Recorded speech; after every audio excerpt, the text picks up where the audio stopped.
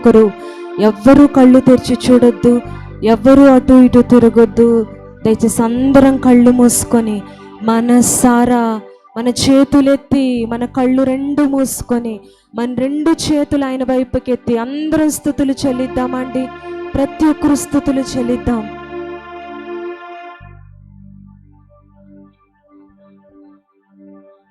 అందరం స్తుతులు చెల్లిద్దామా ప్రతి ఒక్కరు. హల్లెలూయా హల్లెలూయా హల్లెలూయా హల్లెలూయా హల్లెలూయా హల్లెలూయా. అందరం స్తుతులు చెల్లిద్దామా అండి ప్రతి ఒక్కరు. హల్లెలూయా హల్లెలూయా హల్లెలూయా హల్లెలూయా హల్లెలూయా హల్లెలూయా హల్లెలూయా హల్లెలూయా హల్లెలూయా హల్లెలూయా హల్లెలూయా హల్లెలూయా హల్లెలూయా. అందరూ స్తుతులు చెల్లిద్దామండి ప్రతి ఒక్కరు. గడిచిన వారమంతా కాపాడావయ్యా, ఏమివ్వగలనయా అని అనలేని ప్రేమకు, ఏం చెల్లించగలనయా అని అనలేని ప్రేమకు, ఏం అర్పించగలనయా అని. కానీ అందరం కళ్ళు మూసుకుందామండి, ఎవ్వరూ కళ్ళు తెరిచి చూడొద్దు. రెండు చేతులు ఆయన వైపుకి ఎత్తుదాం, ఆకాశము తట్టుకెత్తి అందరం స్తుతులు చెల్లిద్దాం. ప్రతి పెదవి ఆయన్ని స్తుతించాలండి, ప్రతి నాలుక ఆయన్ని స్తుతించాలి, ప్రతి నోరు ఆయనని గంభీరంగా దేవుని స్తుతులు చెల్లిద్దామా. మన స్వరమంతటితో, బలమంతటితో, శక్తంతటితో స్తుతులు చెల్లిద్దామా. హల్లెలూయా హల్లెలూయా హల్లెలూయా హల్లెలూయా హల్లెలూయా హల్లెలూయా హల్లెలూయా హల్లెలూయా హల్లెలూయా హల్లెలూయా హల్లెలూయా. ప్రతి ఒక్కరు హల్లెలూయా హల్లెలూయా హల్లెలూయా హల్లెలూయా హల్లెలూయా హల్లెలూయా హల్లెలూయా హల్లెలూయా. స్తోత్రములయా స్తోత్రములయా స్తోత్రములయా. మన్నాను కురిపించినావు, బండ నుండి నీళ్ళిచ్చినావు. మన్నాను కురిపించినావు, బండ నుండి నీళ్ళిచ్చినావు. యెహోవా ఈరే చూచుకొనును, యెహోవా ఈరే చూచుకొనును. సర్వ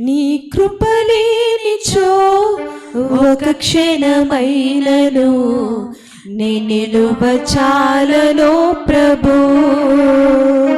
నీ కృపలేనిచో ఒక క్షణమైనను నే నిలువచాలను ప్రభు. ప్రతి క్షణం కనుపాపలా నన్ను కాయుచున్న దేవుడా. అందరం కలిసి చప్పట్లు కొడుతూ ప్రతి ఒక్కరు చప్పట్లు కొట్టాలండి. కనుపాపలా నన్ను కాయుచున్న దేవుడా, నీ కృపలేనిచో ఒక క్షణమైనను నే నిలువచాలను ప్రభు. నీ కృపలేనిచో ఒక క్షణమైనను నే నిలువచాలను ప్రభు. ఈ ఊపిరి నీదేనయ్యా, నీవిచ్చిన దానం నాకు. నాశ నీవేనయ్యా, నా జీవితమంతా నీకే. ఈ ఊపిరి నీదేనయ్యా, నీవిచ్చిన దానం నాకు. నాశ నీవేనయ్యా, నా జీవితమంతా నీకే. నిన్ను నే మరుతున్నా మరువను ప్రభు, నిన్ను నే విడుతున్నా విడువను ప్రభు. నిన్ను నే మరుతున్నా మరువను ప్రభు, నిన్ను నే విడుతున్నా విడువను ప్రభు.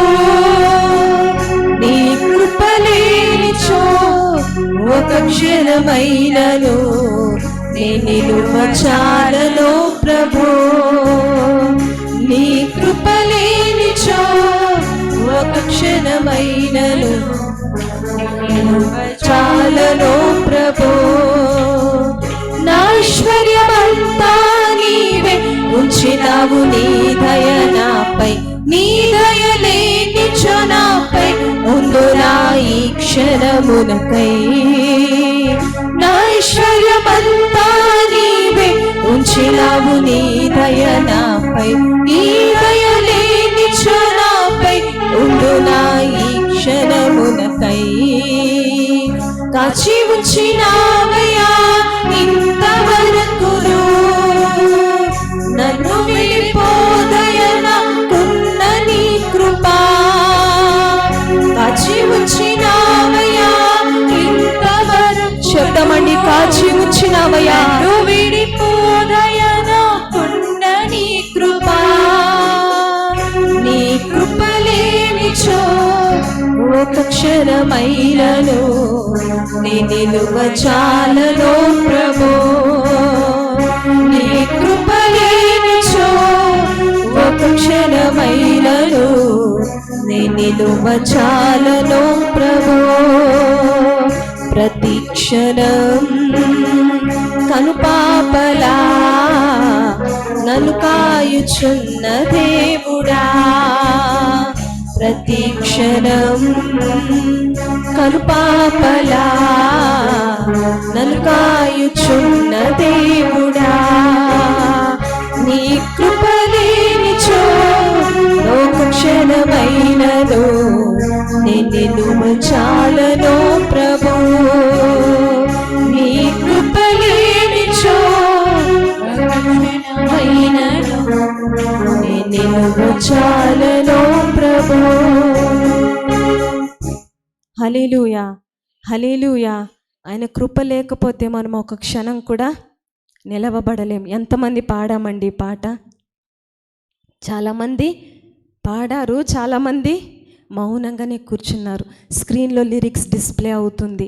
అందరం కలిసి అయ్యా ఈ ఊపిరి నీవిచ్చిన దానమేనయ్యా. నా ఆశ నీవేనయ్యా, నా జీవితం అంతా నీవేనయ్యా. కాచి ఉంచావు కదయ్యా ఇంతవరకు, కాపాడావు కదయ్యా ఇంతవరకు అని అందరం కలిసి దయచేసి ఎవ్వరూ మౌనంగా కూర్చోవద్దు. మన అర్హతలు, మన చదువులు, మనకున్న డిగ్రీలు అన్నీ పక్కన పెట్టేద్దామండి. దేవుని సన్నిధానంలో అందరము సమానులమే. ఆయన పాదాల చెంత అందరూ దీన మనస్కులై హృదయపూర్వకంగా మరొకసారయ్యా నీ కృప లేకపోతే నిజంగా నా జ్ఞానాన్ని బట్టో, నా చదువును బట్టో, నా అర్హతలను బట్టో, నా బలాన్ని బట్టో నేను నిలవబడేదానిని కానయ్యా. బ్రతికి ఉన్నానంటే కేవలము ఆయన కృప ఒక్కటే ఈరోజు మనల్ని ఏం చేస్తుందండి, బ్రతికిస్తుంది. కేవలం మీరు మాత్రమే. అందరం కలిసి పాడాలని కాదు, కానీ హృదయం నుండి, హృదయ లోతుల నుండి, హృదయపూర్వకంగా మరొక్కసారి మీరు మాత్రమే కలిసి పాడదామా? నీ కృప లేనిచో, అందరం చప్పట్లు కొడుతూ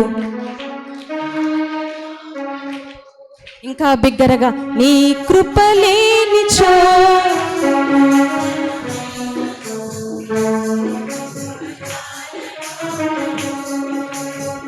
ప్రతి క్షణం కనుపాపలా కాచే దేవుడు. అందరం బిగ్గరగా ప్రతి క్షణం చప్పట్లు కొడదామండి. చాలా మంది చేతులున్న మౌనంగానే ఉన్నారు. నోళ్ళు తెరిచి అందరం నీ కృప,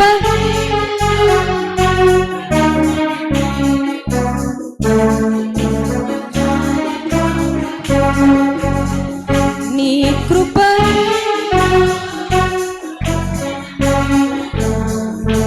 నిలువ చాలనో ప్రభో, ఈ ఊపిరి నీదేనయ్యా, నీవిచ్చిన దానం నాకు, నాశ నీవేనయ్యా, ఈ ఊపిరి నీదేనయ్యా, నీవిచ్చిన, పాడాలండి అందరం, ఆశ నీవేనయ్యా, నా జీవితమంతా నీవే, నిన్ను నే మరతునా, నిన్ను నే వీడుదునా, నిన్ను నే మరతునా, అవునయ్యా నిన్ను నే విడువనో ప్రభు, నీ కృపలేనిచో. సంఘమంతా పాడతామండి. ప్రతి ఒక్కరు స్వరాలు వినిపిద్దామా దేవునికి? నీ కృప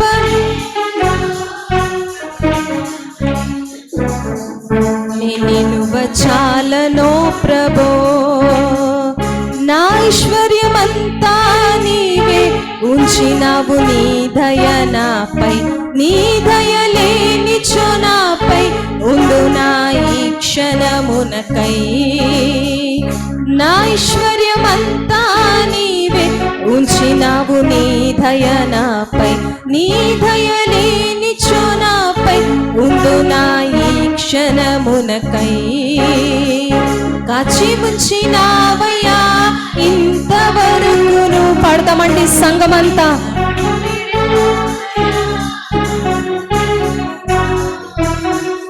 కాచి ఉంచినావయ్యా ఇంతవరకును, నన్ను విడిపోదయ నాకున్నని. మరొకసారి కాచి ఉంచినావయ్యా. సంఘమంతా చెప్తామండి, ఇంతవరకు కాచి ఉంచావయ్యా, కున్న నీ కృపా, కాచి ఉంచినావయ్యా ఇంతవరకును, నన్ను విడిపోదయన కున్న నీ కృపా, కాచి ఉంచినావయ్యా ఇంతవరకును. ప్రతి ఒక్కరు చెప్తామండి, నాకున్న నీ కృపా, కాచి ఉంచినావయ్యా ఇంతవరకును, నన్ను విడిపోదయన కున్న నీ కృపా, కాచి ఉంచినావయ్యా ఇంతవరకును, నన్ను విడిపోదయన కున్న నీ కృపా, నీ కృప లేనిచో నే నిలువ చాలలో ప్రభు. అవునయా నీ కృప లేనిచో ఒక క్షణమైనను నే నిలువ చాలలో ప్రభు. ప్రతి క్షణం తను పాపలా నన్ను కాయుచున్న దేవుడా. చెప్తామండి అందరం. కను పాపలా కాస్తున్న దేవుడు, నన్ను కాయుచున్న దేవుడా. ప్రతి క్షణం కను పాపలా నన్ను కాయుచున్న దేవుడా. మరొకసారి ప్రతి క్షణము కను పాపలా కాపాడుతున్న దేవుడు నా దేవుడా. నీ కృప లేనిచో ఒక క్షణమైనను నే నిలువ చాలలో ప్రభు. నీ కృప లేనిచో ఒక క్షణమైనను నే నిలువ చాలలో ప్రభు. హల్లెలూయా, హల్లెలూయా. అందరం లేచి నిలబడి కీర్తనల భాగం చదువుకుందామని. కీర్తనలు 31వ అధ్యాయం, కీర్తనల భాగం 31వ అధ్యాయం మొదటి వచనం నుండి చివరి వచనం వరకు సిస్టర్ అక్షయ వచ్చి చదువుతారు. కీర్తనలు 31వ అధ్యాయం మొదటి వచనం నుండి చివరి వచనం వరకు సిస్టర్ అక్షయ వచ్చి చదువుతారు. అందరం కలిసి ఉత్తర ప్రత్యుత్తరంగా కలిసి చదువుకుందాం.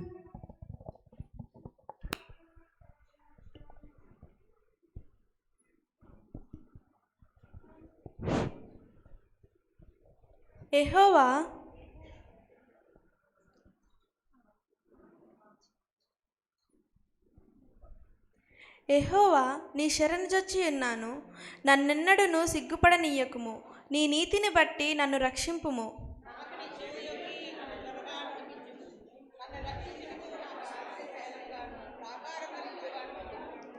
నా కొండ నా కోట నీవే.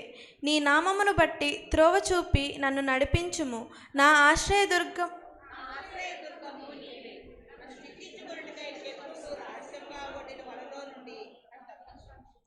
నా ఆత్మను నీ చేతికి అప్పగించి ఉన్నాను. యెహోవా సత్యదేవ, నన్ను విమోచించువాడవు నీవే.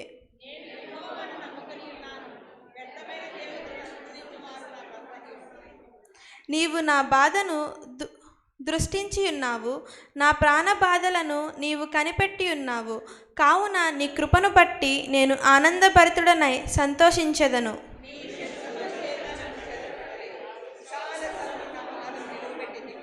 యెహోవా, నేను ఇరుకున పడియున్నాను, నన్ను కరుణింపుము. విచారము వలన నా కన్ను క్షీణించి ఉన్నది, నా ప్రాణము నా దేహము క్షీణించుచున్నది.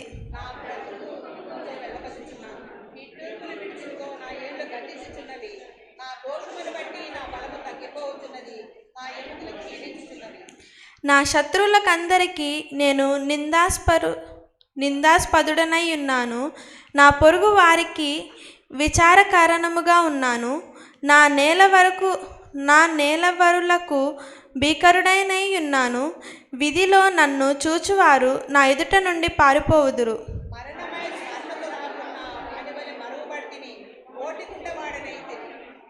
అనేకులు నా మీద దురాలోచనలు చేయుచున్నారు. నాకు ప్రాణహాని చేయుటకు యోచించుచున్నారు. వారు గుసగుసలాడుట నాకు వినబడుచున్నది. నలుదిశలను నాకు భీతి కలుగుచున్నది.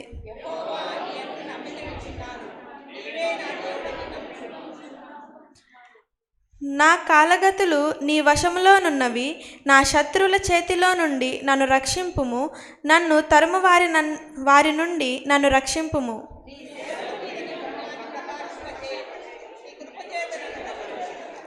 యెహోవా, నీకు మొర్రపెట్టి ఉన్నాను, నన్ను సిగ్గునందనీయకుము.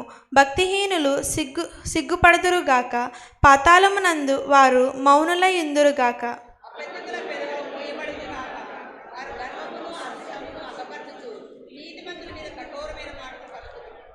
నీయందు భయభక్తులు గల వారి నిమిత్తము నీవు దాచి ఉంచిన మేలు ఎంతో గొప్పది.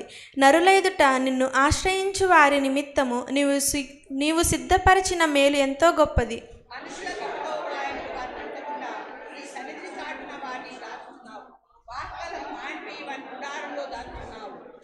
ప్రాకారము గల పట్టణములో యెహోవా తన కృపను ఆశ్చర్యకరముగా నాకు చూపియున్నాడు. ఆయన స్తుతినందునుగాక.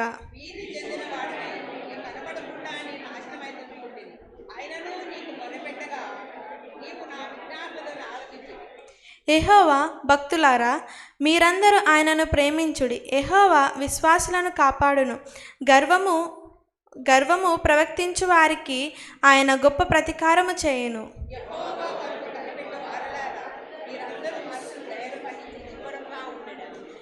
దేవుడు మన మధ్య వినికి ఉన్న వాక్యం దీవించుగాక.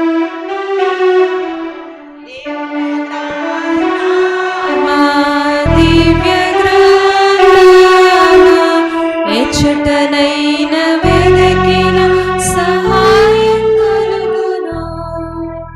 కష్టములు వచ్చిన దుఃఖములు కలిగిన విడువకుండ చదువుడి దివ్య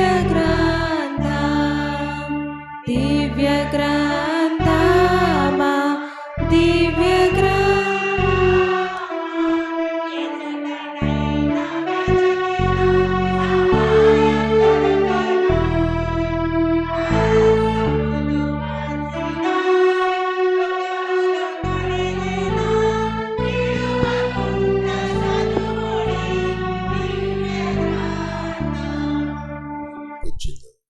ప్రార్థన. ఆశ్చర్యకరుడైన మా తండ్రి, అద్భుతమైన మా మంచి యేసయ్య, మీ ప్రేమ గొప్పది, మీ దయ గొప్పది. అందులోనే మా జీవితాలు తండ్రి నడుస్తూ ఉన్నాయి. దేవా, ఈ సమయమందు మీరు మాకిచ్చినటువంటి ఆత్మీయ జీవితానికి అవసరమైనటువంటి తండ్రి సంపూర్ణతతో కూడినటువంటి సత్యాన్ని నేటి వరకు మీరు మాకు అందించుచూ ఉన్న విధానాన్ని బట్టి స్తోత్రములు. మేమింకనూ తండ్రి మీలో బలపడుతూ మీ యొక్క రాకకు తండ్రి మేము సిద్ధమవుతూ జీవించేటువంటి కృపను మాకివ్వండి. మరోసారి మీ మెల్లని స్వరమును మాకు వినిపించండి. యేసయ్య నామమును బట్టి ప్రార్థన చేస్తున్నాము తండ్రి, ఆమేన్. హల్లెలూయా. పరిశుద్ధ గ్రంథం ద్వితీయోపదేశ కాండం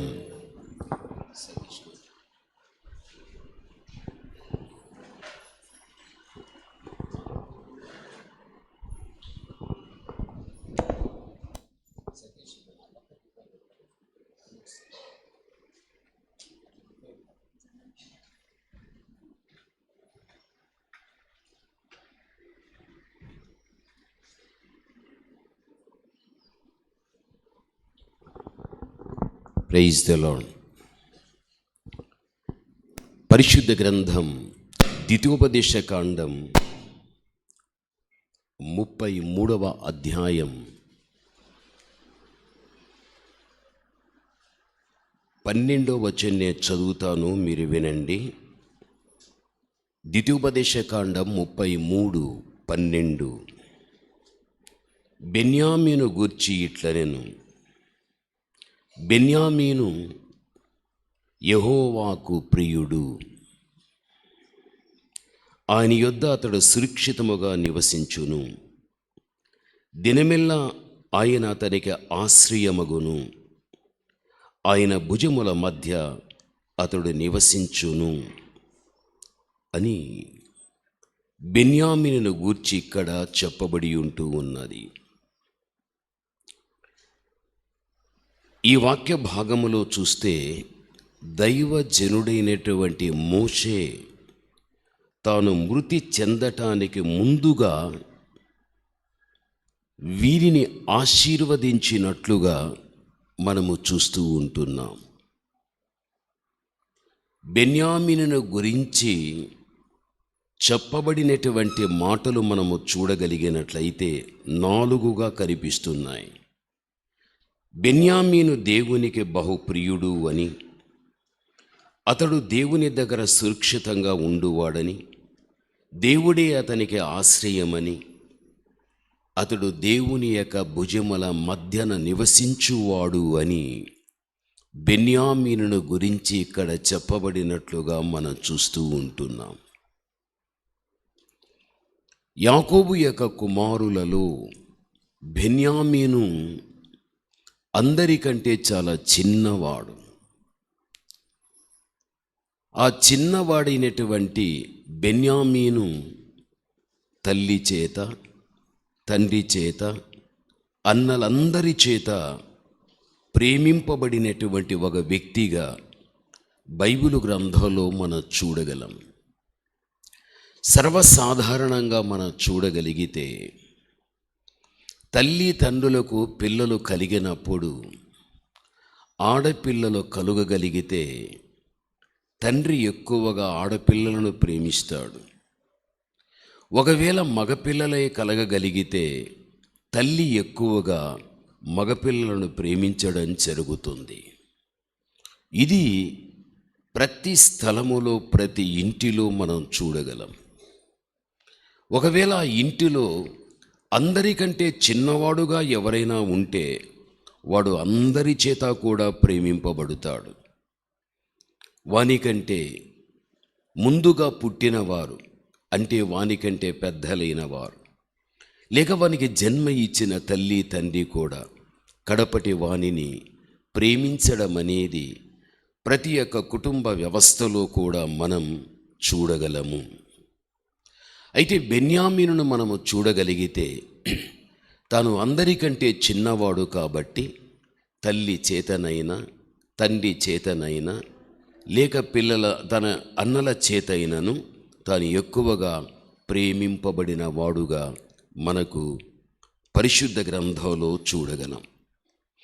అయితే బెన్యామీను గురించి మనం ఆలోచించగలిగినట్లయితే ఇక్కడ బెన్యామీను యెహోవాకు ఎటువంటి వాడు? ప్రియుడు.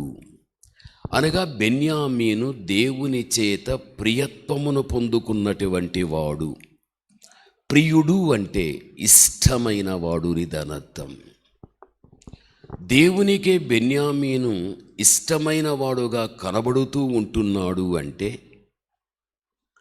నిజముగా తన జీవితంలో దేవునికి ఇష్టమనిపించేటువంటి జీవితం బెన్యామీనులో ఉండుటను బట్టియే బెన్యామీను నాకు ప్రియుడు అని ఇక్కడ మనము వాక్య భాగంలో చూస్తూ ఉంటున్నాం.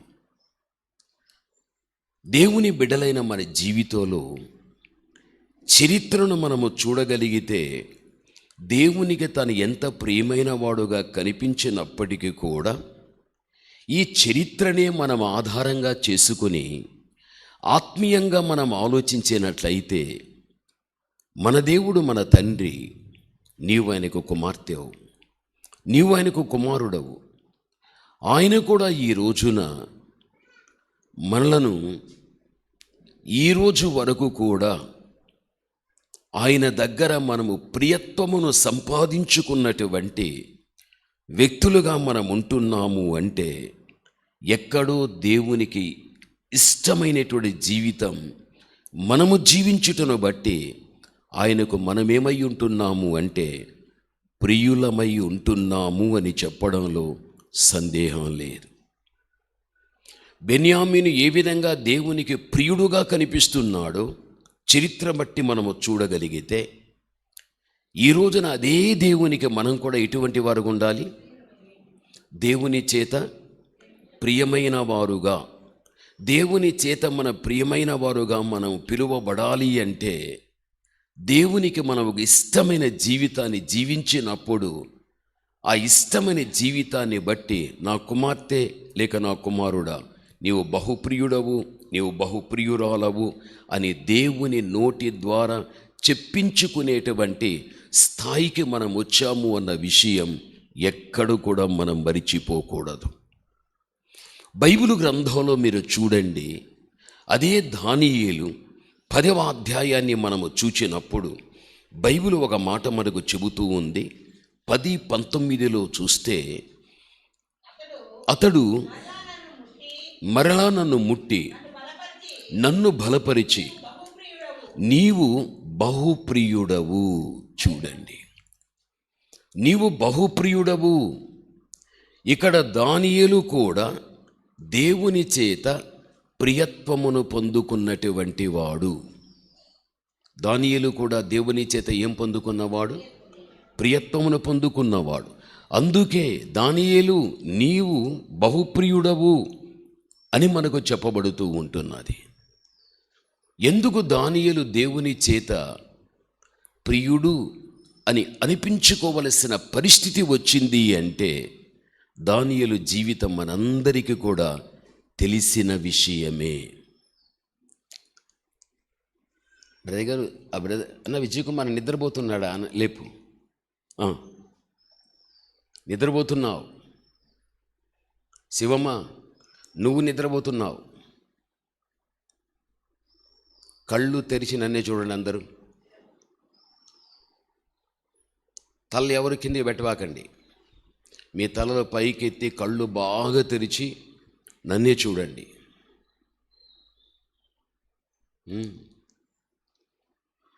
నెల్లూరులో మీటింగ్ చూసుకొని తెల్లవారుజాము దిగాను.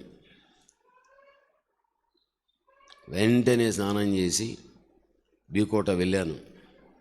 ఆడ ఆరాధన చూసుకొని మళ్ళీ వచ్చాను. ఇక్కడ చూసుకొని మళ్ళీ పరిగెత్త బెంగళూరుకి వెళ్ళాలి. అది అయిపోయిన వెంటనే ఎయిర్పోర్ట్కి వెళ్ళి ఆడ నుంచి మళ్ళీ నేను ఒరిస్సా వెళ్ళాలి. అస్సలు నిద్ర లేదు, నాకు ఎప్పుడూ ఉండదు. సేవలోకి వచ్చినప్పటి నుంచి నిద్ర అనేది, తిండి అనేది, రెస్ట్ అనేది అస్సలు ఉండదు. వారమంతా కూడా మీరు ప్రశాంతంగా ఉండి ఆదివారం కూడా వచ్చాడు నిద్రపోతున్నారంటే ఇది న్యాయమా? న్యాయం కాదు. వినాలి. మీ తల పైకెత్తుకోవాలి. మీరు తల పైకెత్తి మీ కళ్ళు బాగా తెరిచి నన్ను చూడండి. మీరు పొలంలో ఉండే ఒక పశువు కంటే ఎక్కువ కష్టపడుతున్న ఈ వయసులో కూడా నేను.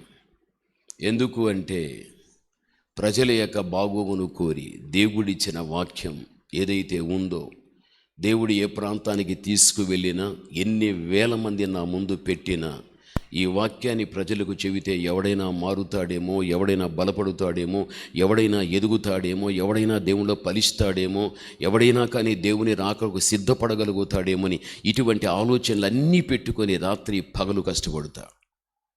నా కష్టం మీకు ఎవరికి తెలిసినా కూడా అంతగా దాని గురించి మీరు పట్టించుకోరు, ఆలోచించుకోరు. కాబట్టి ఇటువంటి శ్రమపడే సేవకుని దగ్గర దేవుడు మిమ్మల్ని పెట్టాడు అంటే మీరు ఎంత ధన్యులో. మీరు దేవుని వాక్యం లేక ఎంతమంది తహతాలాడుతుందో తెలుసా? బయట దేశాలకు వెళితే గాన, ఇటు ఆస్ట్రేలియా కానీ, లండన్ కానీ, అమెరికా, ఇజ్రాయెల్, ఏ దేశానికి వెళ్ళినా ఇండ్లకు పిలిపించుకునే రాత్రంతా వాక్యం వింటారు.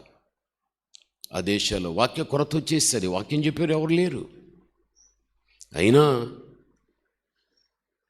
ఆశపడినటువంటి ప్రాణాన్ని తృప్తిపరిచే దేవుడు కాబట్టి ప్రతి వ్యక్తికి, ప్రతి ఇంటికి, ప్రతి సంఘానికి, ప్రతి పబ్లిక్ మీటింగ్లో కూడా అలసట లేకుండా దైవవాక్యం. మీకు బాగా అలసైపోయారు.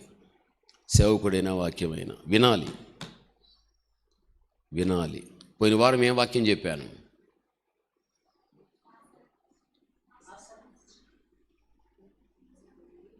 ఏమో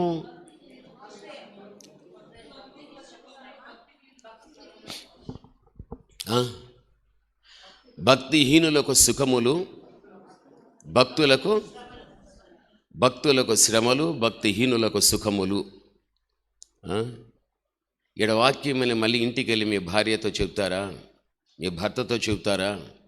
లేకపోతే గుడికి రాకుండా ఇంట్లో వదిలిపెట్టి వచ్చింటారు చూడు, గుడికి రాని దొంగలు, వాళ్ళకి చెప్తారా మీరు? చెప్పండి. టీవీ దగ్గర కూర్చొని సెల్ ఫోన్లో చూసుకొని ఏవో చూస్తావు, అవన్నీ పోసుకొచ్చినట్లు చెబుతావు. భయంగా బ్రతుకుదాం, భక్తిగా బ్రతుకుదాం. ఏదో రావడం వెళ్ళడం నామకార్థంగా జీవించద్దండి. నష్టపోతారు మీరు. ఆత్మీయ జీవితంలో నష్టపోవడం అనేది జరిగితే పరలోకాన్ని పోగొట్టుకుంటారు. అది పోగొట్టుకున్నారంటే ఇంక మీకు దొరికేది నరకమే. యేసుప్రభు వచ్చే రోజుల్లో చాలా భయంతో, భక్తితో మనం బ్రతకాలి. అన్ని సంఘాల లాంటి సంఘం కాదు, నువ్వు విన్న ఉపదేశాల వంటి ఉపదేశాలు కాదు. ఇది ఒక ప్రత్యేకమైనటువంటి సహవాసం, ఒక ప్రత్యేకమైన ఉపదేశం ఇలాంటి స్థలంలో దేవుడిని తీసుకొని వచ్చి పెట్టాడు అంటే ఎక్కడ కానీ నిర్లక్ష్యం చేయొద్దు. నీవు ప్రతిదానికి ఒక రోజు లెక్క చెప్పాల్సిన పని ఉంది. హల్లెలూయా. బెన్యామీను దేవునికి ఎవరు? బైబిల్ ఏమంటున్నది? యెహోవాకతడు ప్రియుడు. ప్రియుడు అంటే ఇష్టమైన వాడు.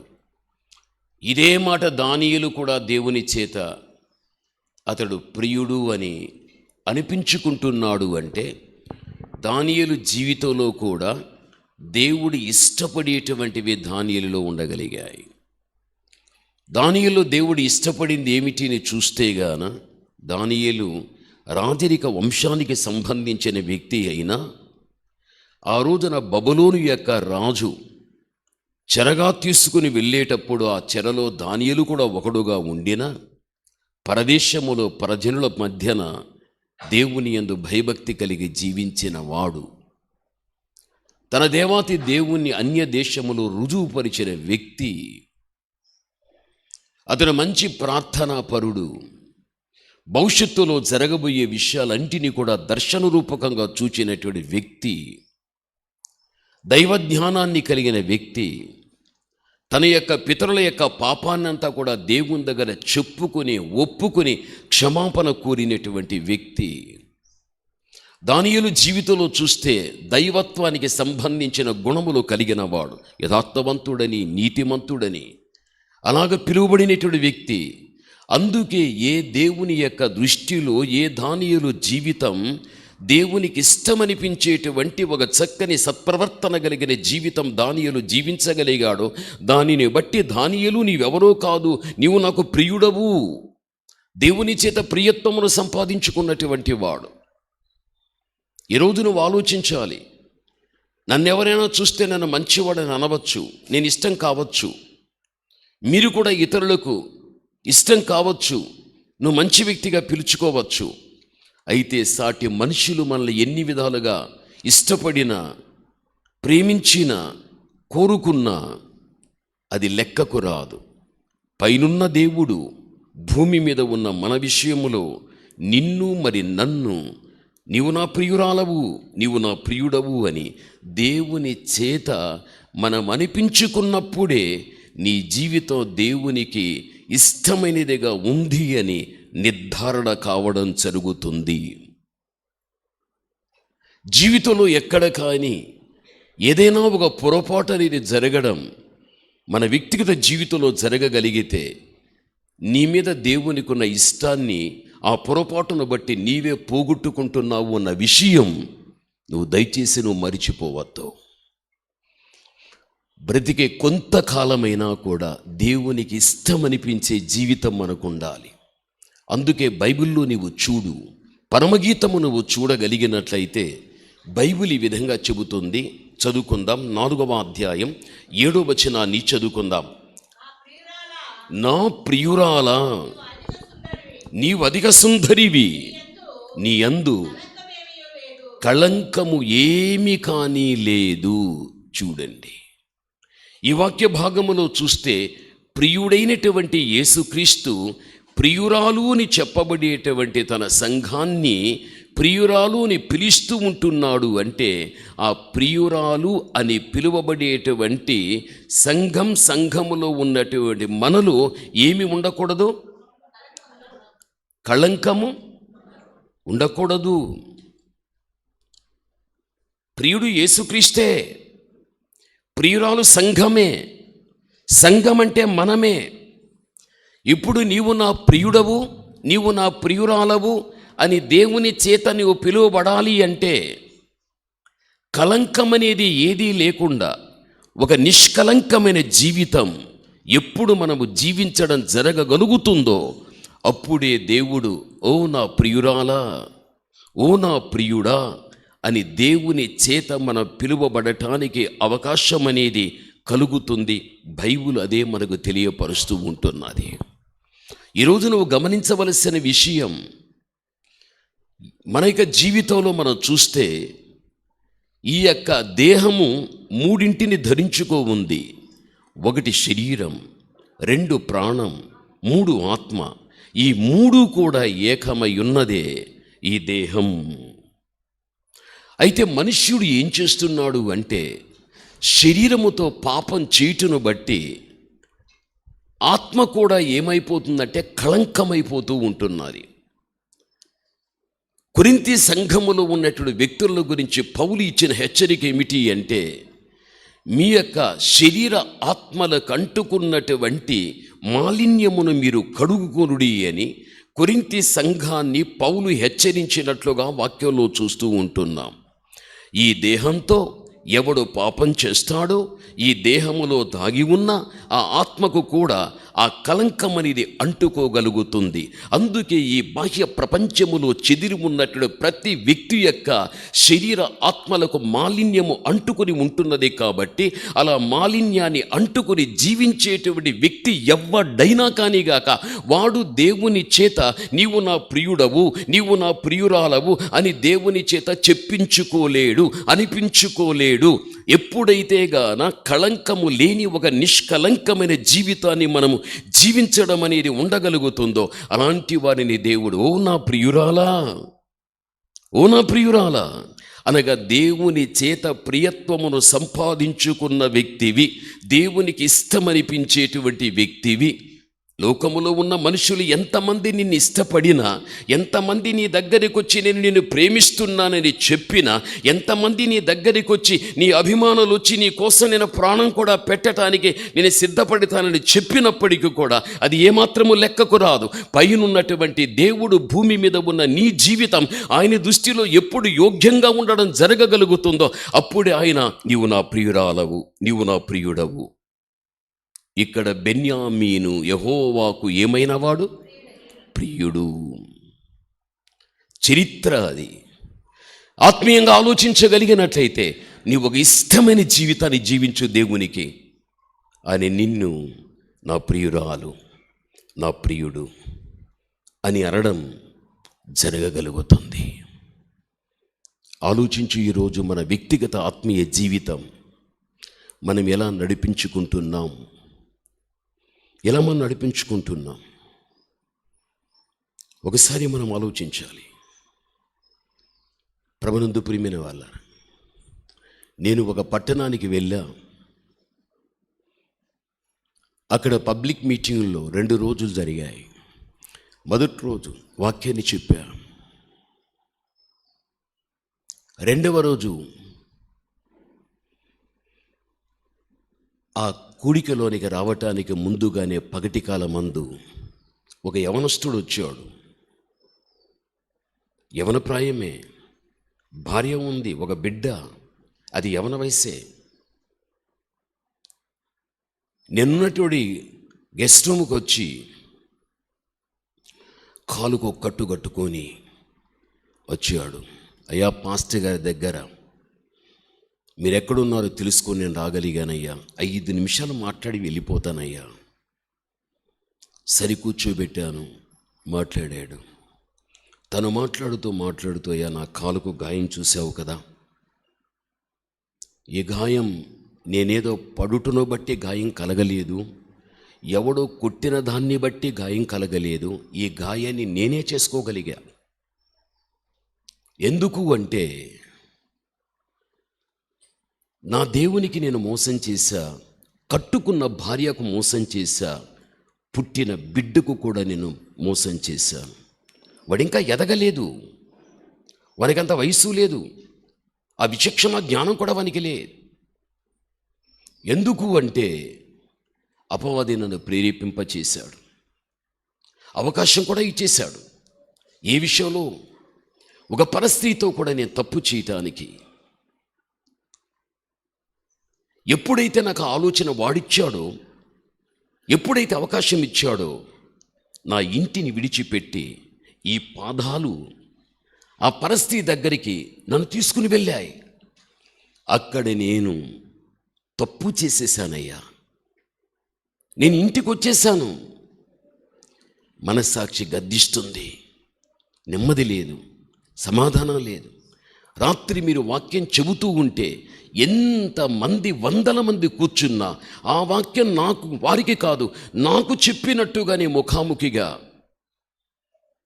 నాకు చెప్పినట్లుగానే వాక్యం ఉండగలిగాలి. అందుకే మీ దగ్గరకు వచ్చి నా తప్పును ఒప్పుకోవటానికి నేను వచ్చానయ్యా. ఈ గాయం ఎట్లా కలిగింది తెలుసా? తప్పు చేసి ఇంటికి వచ్చిన తర్వాత కత్తి తీసుకొని నా పాదాన్ని నేను కోసేసుకున్నా. ఈ దేహాన్నంతా తీసుకుని వెళ్ళినది ఈ పాదమే కదా. ఈ కాళ్ళు లేకపోతే నేను పోయేవాడిని కాదు కదా.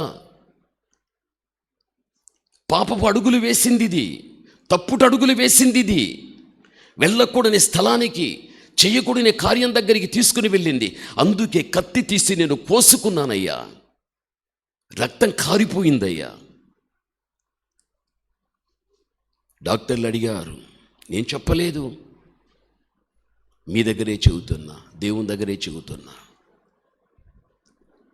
తను మాట్లాడిన తర్వాత నేను నిజంగా దేవునికి ఇష్టడుగా ఉంటానా? దేవుడు నన్ను ప్రేమిస్తాడా? ఇంత తప్పు చేసేసాను కదా, నేను కానీ ఇష్టం అవుతానా? నన్ను నా దేవుడు నా ప్రియమైన కుమారుడని అంటాడా? గమనించాలి, జీవితంలో ఒక్కొక్కసారి తప్పు చేయనంత వరకు కూడా నువ్వు ప్రియురాలవు, నీవు ప్రియుడవే. సంవత్సరాల కొద్దీ నీ ఆత్మహత్యను కాపాడుకున్నావు. సంవత్సరాల కొద్దీ కాపాడుకున్న నీవు ఒక్కసారిగా సాతానుడికి నువ్వు అవకాశం ఇస్తే వాడు నీకు పాపపు ఆలోచనలు పుట్టించి అవకాశాన్ని కూడా ఇచ్చేస్తాడు నువ్వు తప్పు చేయటానికి. ఆ సమయంలో ప్రభునందు ప్రియమైనటువంటి వారులారా, క్షణకాలమే సంతోషం, దీర్ఘకాలము నరకం అనుభవించాల్సిన పరిస్థితి. నెమ్మది ఉండదు, సమాధానం ఉండదు. నెమ్మది లేదండి. ఇల్లుంది, డబ్బుంది, ఉద్యోగం ఉంది, అన్నీ ఉన్నాయి, నెమ్మది లేదు. నెమ్మదిగా బ్రతికే ఆ వ్యక్తి జీవితానికి నెమ్మది లేకుండా చేసింది క్షణకాల సంతోషాన్ని ఇచ్చే పాపమే. నేను దేవునికి ఇష్టడు కాదు, ఇన్ని సంవత్సరాలు ఆయనకి ఇష్టడుగా జీవించాను. క్షణకాల సంతోషం కోసం నాకున్నటువంటి ఆత్మీయ సీనియారిటీ మొత్తం పోయిందయ్యా. నేను మళ్ళీ దాన్ని సంపాదించుకుని దాన్ని కాపాడుకొని కొనసాగించుకోవాలి అంటే ఎంత? ఇప్పుడు నేను జూనియర్ కంటే, సబ్ జూనియర్ కంటే ఎంతో నేను వెనుకబడిపోయానయ్యా. సంవత్సరాల కొద్దీ కాపాడుకున్న నా ఆత్మీయ జీవితాన్ని ఒక క్షణకాల సంతోషం కోసం ఆత్మీయ సీనియారిటీ పోగొట్టుకుని మళ్ళీ ఒక పసిబిడ్డ వయసు ఎంత తక్కువగా ఉంటుందో అంత తక్కువ స్థాయికి నేను వచ్చేసాను. ఇంకిప్పుడు నేను మారు మనసు పొందాలి. ప్రభునందు ప్రియమైన వాళ్ళ, ఎన్నో వాక్యాలు చెప్పాను, ధైర్యపరిచాను. ఎందుకు విషయం చెబుతున్నా తెలుసా? నువ్వు దేవుని కుమార్తెవు, నువ్వు దేవుని కుమారుడు. మన బ్రతికిన కాలములో కొంతకాలం బ్రతికిన నీతిగా బ్రతుకుదాం, నీతిలోనే చచ్చిపోదాం. అటువంటి రోషం, పౌరుషం కలిగి బ్రతకాలి. నామకర్త క్రైస్తవురాలుగా మాత్రం బ్రతకద్దు, నామకర్త క్రైస్తవుడుగా మాత్రం బ్రతకవద్దు. నీ దేవునికి అవమానాన్ని తెచ్చేటువంటి కార్యాలు నీ జీవితము గుండా జరగకుండా నిన్ను నువ్వు కాపాడుకుంటూ జాగ్రత్తగా బ్రతకడం నేర్చుకుంటే పైనున్న దేవుడు నీ వినికిడికి ఏమి వినిపిస్తాడో తెలుసా? నా కుమార్తె, నువ్వు నాకు ప్రియురాలవు, నా కుమారుడా, నీవు నాకు ప్రియుడవు. బెన్యామీను ఏ విధంగా యెహోవాకు ప్రియుడుగా ఉంటున్నాడో, దానియేలు ఏ విధంగా దేవునికి ప్రియుడుగా ఉంటున్నాడో, ఆయన ప్రాణము పెట్టి సంపాదించిన సంఘాన్ని దేవుడు ఓ ప్రియురాలని ఎలా సంబోధిస్తూ ఉంటున్నాడో, అదే విధమైన మాట నీ వినికిడికి వినబడాలి. అప్పుడే నీవు నిజమైన క్రైస్తవురాలువు నీవు కాగలుగుతావు. లేకపోతే నువ్వు ఒక నామకర్త బ్రతుకుతున్నావని మరిచిపోవద్దు. యేసు ప్రభువుల వారిని అవసరతలకు వాడుకోకూడదు, ఆశీర్వాదాలకు వాడుకోకూడదు, స్వస్థతలకు వాడుకోకూడదు, సహాయాలకు వాడుకోకూడదు. అవకాశం వచ్చినప్పుడు ఆవుడుకోవడం, అవకాశం తీరిపోతే తినినటువంటి ఆహారం తిన్నంత వరకే, తినేసిన తర్వాత ఎలా అది ఇంక ఉపయోగం కాదని పారవేస్తామో ఒక ఇస్తరాకు వలె దేవుని పారేయద్దు. చచ్చిపోయేంత వరకు కూడా ఆ దేవునికి నీవు బహు ప్రియుడుగా ప్రియురాలుగా పిలువబడి ఒక ఇష్టమైన వ్యక్తివిగా నీవు ఉండాలి. బైబిల్ అదే చెబుతుంది. రెండవదిగా నీవు చూడు, బైబిల్ ఏమంటుంది తెలుసా? రెండవదిగా ఏమంటున్నాడు? బెన్యామీను ఆయన యొద్ద అతడు సురక్షితముగా ఏం చేస్తాడు? నివసించును. బెన్యామీను దేవునికి ఇష్టడుగా ఉన్న కారణాన్ని బట్టియే అలాంటి వ్యక్తిని దేవుడు ఏం చేశాడు? సురక్షితముగా ఏం చేశానంటున్నాడు? బైబిల్ చెబుతూ ఉంటున్నది సురక్షితముగా నివసించును అంటున్నాడు. నిజమే, దేవుడు మనలను సురక్షితంగా ఉంచేటువంటి వాడు. ఎటువంటి ఇబ్బంది అనేది లేకుండా, ఒకవేళ ఇబ్బంది అనేది వచ్చినా వెంటనే తప్పించి దేవుడు మనలను సురక్షితంగా ఏం చేసేటువంటి వాడు? కాపాడునటువంటి వాడు అని మనకు బైబిల్ చాలా స్పష్టంగా మనకు తెలియపరుస్తున్నది. ఒక్కొక్కసారి మన జీవితంలో ఈ సురక్షితంగా చెప్పబడేటువంటి మాటను బట్టి ఒక్కొక్కసారి మనము సురక్షితంగా లేకుండా కొన్ని ఇబ్బందుల కారణాన్ని బట్టి మనం ఇబ్బంది పడిన రోజులు ఎన్నో మన జీవితాల్లో ఉంటూ ఉన్నాయి. నాకు క్షేమము లేదే, నాకు కావలసినటువంటి ఆదరణ లేదే, నెమ్మది లేదే. ఒక్కొక్కసారి మన జీవితంలో మనం ఏవైతే పోగొట్టుకోగలిగితేమో ఆ పోగొట్టుకున్నటువంటి వాటిని సంపాదించుకునేంత వరకు కూడా మన యొక్క జీవితం సురక్షితంగా లేకుండా ఏదో ఒక సమస్యను బట్టి మన జీవితం సతమతమైపోతూ ఉంటుంది. ప్రభునందు ప్రియమైన వాళ్ళ, ఒక వ్యక్తికి ఆర్థిక ఇబ్బంది వచ్చింది అనుకో, అతడు సురక్షితంగా లేనట్లే. ఒక వ్యక్తికి దేహములో వ్యాధి వచ్చింది అనుకో, ఆ వ్యక్తి సురక్షితంగా లేనట్లే. ఒక వ్యక్తి మీదికి శత్రువులు అనేకులుగా ఉండి మాటలతో క్రియలతో బాధ పెడుతున్నారు అనుకో, ఆ వ్యక్తి సురక్షితంగా లేనట్లే. ఒక వ్యక్తి జీవితంలో తను దుఃఖపడేటువంటి ఎన్నో బాధలు వచ్చాయి అనుకో, అతనికి సురక్షితము లేనట్లే. గమనించాలి, మనుష్యుడు కృంగిపోవటానికి బాధపడటానికి కారణాలు అనేవి ఎన్నో ఉంటాయి. మనుషుడు బాధపడి కృంగిపోవటానికి ఒకే ఒక కారణం ఉండదు. రకరకాలైన కారణాలతో మనుషుడు మానసికంగా కృంగి నలిగిపోయి సొమ్మసిల్లిపోతూ ఉంటాడు. చాలామంది అంటూ నాకు నెమ్మది లేదండి, నాకు సమాధానం లేదండి, నేను ఎంత క్షేమంగా లేనండి అని ఎన్నోసార్లు మనం వాపోయేటువంటి రోజులు ఉంటున్నాయి. మీకు ఒక్క విషయం నేను చెబుతా. బైబిల్ గ్రంథంలో 38 ఏండ్లు బెతస్తా కోనేరు దగ్గర సమాజ మందిరములో 18 ఏండ్లు నడుము వంగిపోయినటువంటి ఒక వ్యక్తి, 12 సంవత్సరములు రక్తస్రావణముతో ఉన్న వ్యక్తి, 7 సంవత్సరములు ఒప్పేలో పక్షవాతముతో ఉన్న వ్యక్తి, క్రీస్తు ప్రభువు జీవించిన కాలములో వీరు ఉన్నవారే. వారిని గురించి వారి ఇంటివారు కానీ, వారిని గురించి వారు ఎరిగిన వ్యక్తుల దగ్గరికైనా వెళ్ళనిగాక, నువ్వు క్షేమంగా ఉన్నావని వారే విని ప్రశ్నించగలిగితే వ్యాధిని బట్టి మేము క్షేమంగా ఉన్నాము అని చెప్పగలరా? చెప్పలేరు. సంవత్సరాల తరబడి వారిని పట్టుకున్నటువంటి వ్యాధి వారిని విడిచిపెట్టలేని పరిస్థితుల్లో ఎక్కడుంది వీరికి సురక్షితం? ఎక్కడ వీరు క్షేమంగా ఉంటున్నారు? తమలో ఉన్నటువంటి ఆరోగ్యం అంతా కోల్పోయారు, పూర్తి వ్యాధిగ్రస్తులైపోయారు. కోల్పోయిన ఆరోగ్యాన్ని వీడు పొందుకున్న తర్వాతనే వీడు సురక్షితంగా క్షేమంగా ఉంటాడు అన్న విషయం మనము గ్రహించాలి. దైవ సన్నిధానంలో కూర్చున్నట్టు మనందరికీ కూడా ఒక్కొక్కరికి ఒక్కొక్క దేహ సంబంధమైన అనారోగ్యత ఉన్నది. ఏదో ఒక వ్యాధి ఉంది. అది జ్ఞాపకం వచ్చినప్పుడు, ఆ వ్యాధి మనల్ని బాధ పెట్టినప్పుడు, దాని ద్వారా ప్రాణానికి ఆయాసం కలిగినప్పుడు ఎంతకాలం బ్రతుకుతానో, ఎప్పుడు చచ్చిపోతానో, నా దినములు ఎలా గడవగలుగుతాయో, నా భర్త పరిస్థితి ఏమి, నా భార్య పరిస్థితి ఏమి, నా పిల్లల పరిస్థితి ఏమి, ఇక జీవితంలో భవిష్యత్తులో ఇంకా నేను పొందవలసినది, అందుకోవలసినది, సాధించవలసినది, చేయవలసినది ఎన్నో ఉంటున్నాయే. ఈ వ్యాధి అనుక్షణము నన్ను భయపెట్టే చేస్తూ ఉంటున్నదే. ఈ వ్యాధి నాకు పూర్తిగా దిగులు కలిగించేస్తూ ఉంటున్నది. దీన్ని బట్టి ఎక్కడ మరణం వచ్చేస్తుందో, నేను సురక్షితంగా లేనని ఎన్నిసార్లు నీ ఆలోచనలోనికి వచ్చినప్పుడు రాత్రి పగలు నిద్ర పట్టలేకుండా యోచిస్తూ మానసికంగా కృంగిపోయావు. ఆలోచించు. బెన్యామీను దేవునికి ప్రియుడు, ఇష్టమైనవాడు. ఆ ఇష్టమైన జీవితం బెన్యామీనులో దేవుని కనిపించింది కాబట్టి, బెన్యామీను, నేను నిన్ను సురక్షితముగా నేను నిన్ను నివసింపచేయుదును. దేవునికి ఒక ఇష్టమైన జీవితం జీవించు, దేవుడు నిన్ను సురక్షితంగా పెడతాడు.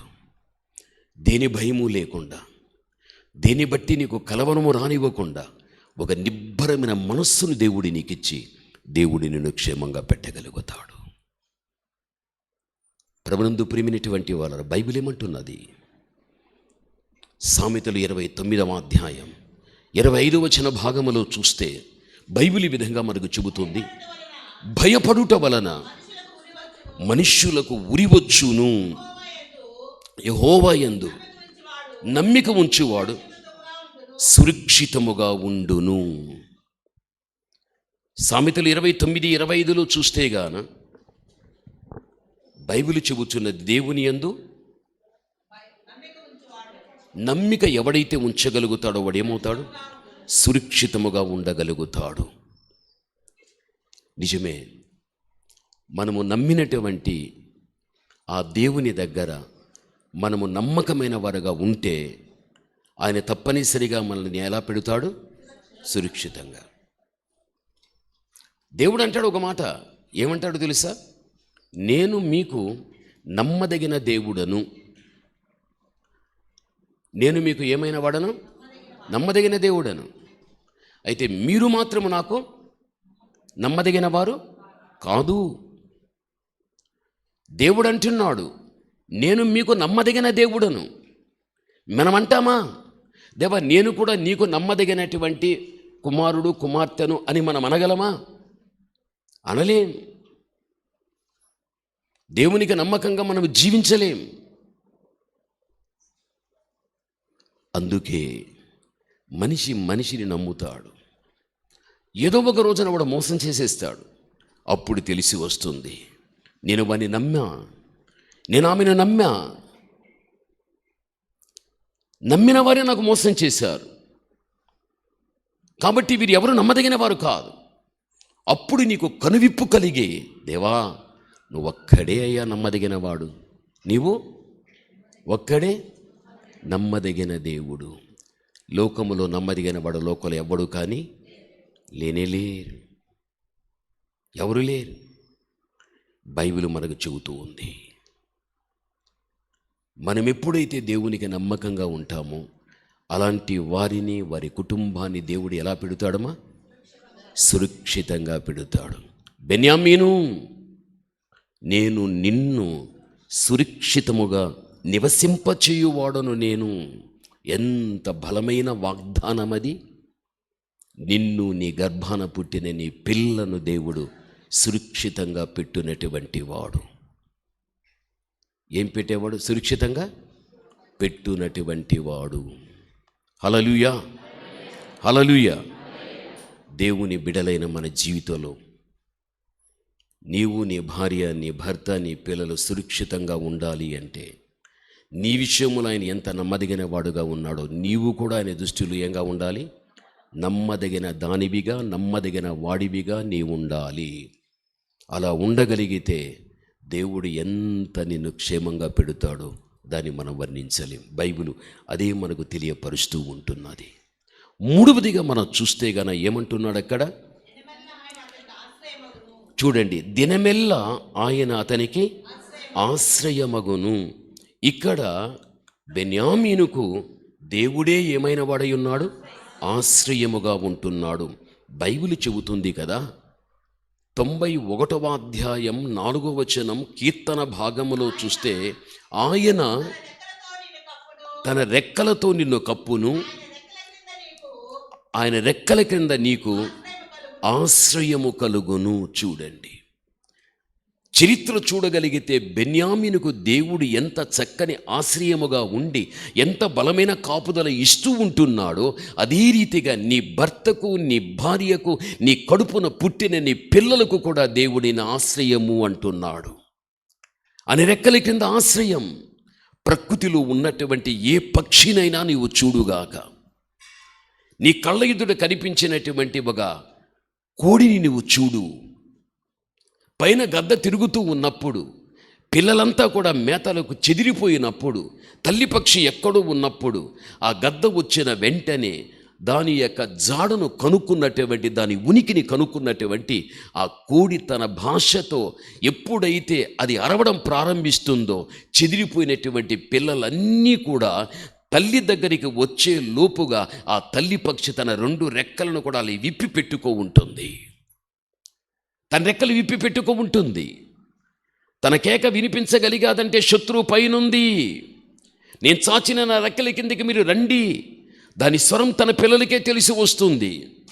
ఈ రోజు నువ్వు చీమతో మాట్లాడాలంటే నువ్వు చీమైపోవాలి, పక్షితో మాట్లాడాలంటే నువ్వు పక్షి అయిపోవాలి, అవి మనతో మాట్లాడాలంటే అవి కూడా మనుషులైపోవాలి. అయితే ఆ కోడి ఎప్పుడైతే శత్రువును గమనించగలిగే కేక వేసిందో, చెదిరిపోయినటువంటి పిల్లలంతా ఆహారాన్ని మేతను వదిలిపెట్టి శత్రువు వస్తుంది తన్నుకొని వెళ్ళిపోతుందని పరిగెడుతూ తల్లి దగ్గరికి వచ్చినప్పుడు తల్లి భద్రత 2 రెక్కలు చాస్తుంది. ఆ రెక్కల కిందకు వచ్చిన తర్వాత ఆ రెక్కలతో అలా కప్పి పెట్టేసుకుంటుంది. ఒక్క పక్షిని కూడా శత్రువు చేతికి ఇవ్వదు. ఎంత గొప్ప ఆశ్రయం అది! ప్రకృతికి సంబంధించినటువంటిగా తల్లి పక్షే తన పిల్లలకు అంత ఆశ్రయం ఇచ్చేటప్పుడు నిజదేవుడు లోకరక్షకుడైనటువంటి సృష్టికర్త అయినటువంటి ఆ దేవాతి దేవుని చేతి నిర్మాణముతో చేయబడినటువంటి నీకు కూడా నీ దేవుడు ఒక ఆశ్రయంగా ఉంటున్నాడు అని రెక్కలు విప్పేశాడు. అని రెక్కలు విప్పి అపవాదైన సాతానుడు ఎక్కడ కానీ నిన్ను తన్నుకొని వెళ్ళిపోకుండా ఉండటానికి, ఎక్కడ కానీ లోకములో నిన్ను వాడు ప్రవేశపెట్టడానికి ఏమాత్రం కానీ అవకాశాన్ని దేవుడు ఇవ్వకుండా, అంతరాన్ని కలిగించి అపవాది చేతిలో నిన్ను పడనివ్వకుండా దేవుడే తన రెక్కలు చాచి నీకోసం సిద్ధం చేసుకున్నప్పుడు పరుగులు తీసుకుంటూ ఆయన నువ్వు రాగలిగినట్టయితే ఆయనే నీకేమై ఉన్నవాడు? ఆశ్రయమై ఉన్నాడు. జీవితంలో నువ్వు మరిచిపోవద్దు. నేనెలా, నా భర్త ఎలా, నా భార్య ఎలా, నా పిల్లలు ఎలా, ఎన్నో ఆశలు ఉన్నాయి, ఎన్నో కోరికలు ఉన్నాయి, అన్ని ప్రార్థనలు పెట్టా, అవన్నీ కూడా దేవుని దగ్గర పొందుకోవాలి. అయితే ఏమీ జరగలేదే, ఇంకా నేనేం చేయాలి, ఎలా? ఓసారి భయపడిపోతూ దిగులు పడిపోతూ ఉంటాం.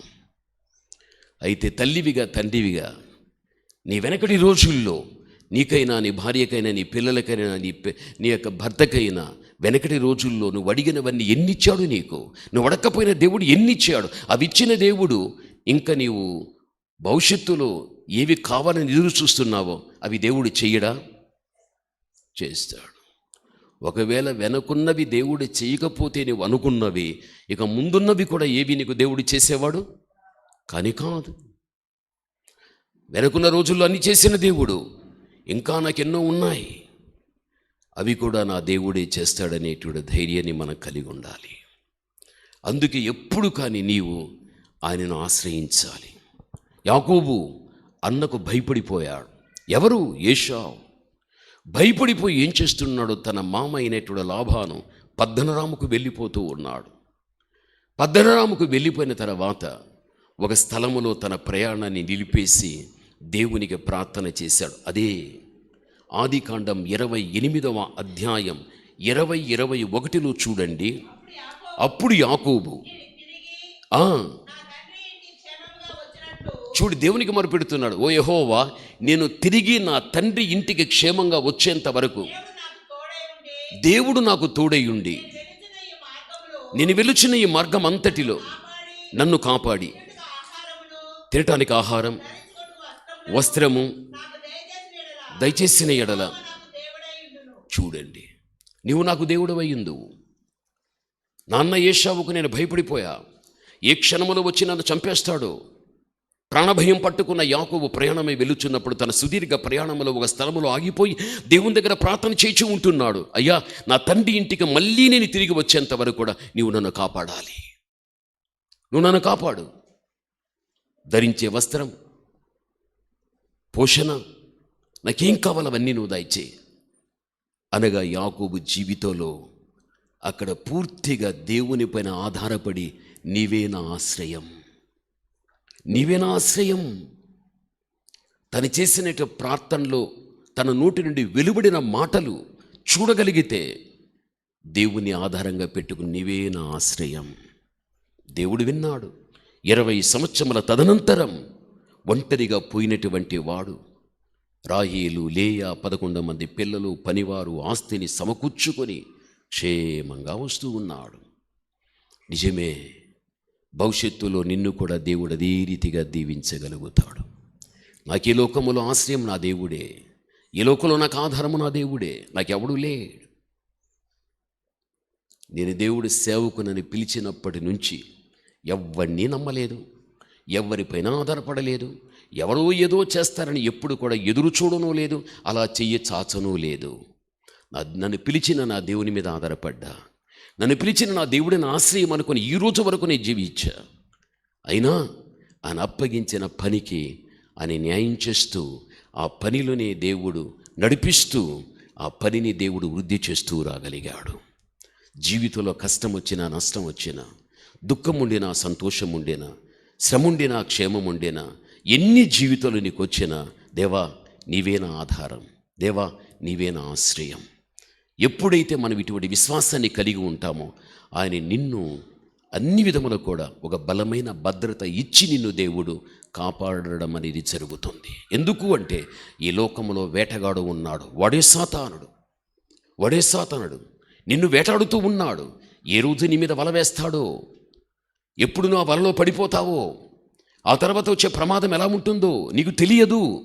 అందుకని ఆ వేటగాని యొక్క ఉరిలో నువ్వు పడకుండా ఉండునట్లు నేను నమ్మిన నా దేవుడే నా ఆశ్రయమని ఎప్పుడు కూడా నీవు ఆయన చేరువలో ఉండటానికి నువ్వు ప్రయత్నించిన వ్యక్తివైతే దేవుడు నీకు అంత భద్రత ఇస్తాడు అన్న విషయం మరిచిపోవద్దు. మన దేవుడు నమ్మదగినవాడు. బెన్యామీను గురించి చరిత్ర ఏం చెబుతుంది? 4వదిగా మనం చూస్తే ఏమంటున్నాడు? ఆయన భుజముల మధ్య అతడు నివసించును. చూడండి, అతని భుజముల మధ్య ఆయన నివసించును. నీవు ఒక తల్లివి, నీవు ఒక తండ్రివి, నీ చిన్నపిల్లలు ఉంటున్నారు,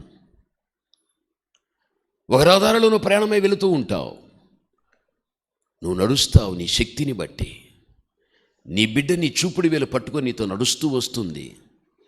ఇంకా నడవటానికి ఆ బిడ్డలో శక్తి ఉండదు. ఆ సమయంలో నువ్వేం చేస్తావు? తండ్రిగా ఆ బిడ్డను ఎత్తుకొని నీ భుజాల మీద పెట్టుకోగలుగుతావు. ఆ బిడ్డను భరిస్తావు. ఆ బిడ్డకు నీ భుజములు ఒక నివాస స్థలాలు అవి. అలా నువ్వు ఎత్తుకుని మోస్తూ నువ్వు వెళ్ళగలుగుతావు. దేవుడు కూడా అదే అన్నాడు. చూడు, ద్వితీయోపదేశకాండాన్ని మనం చూడగలిగితే బైబిల్ ఏమంటాడు? 1వ అధ్యాయం 31 మనం చదువుకుందాం. 1:31లో బైబిల్ ఒక మాట ఉంది. ఐగుప్తిలోను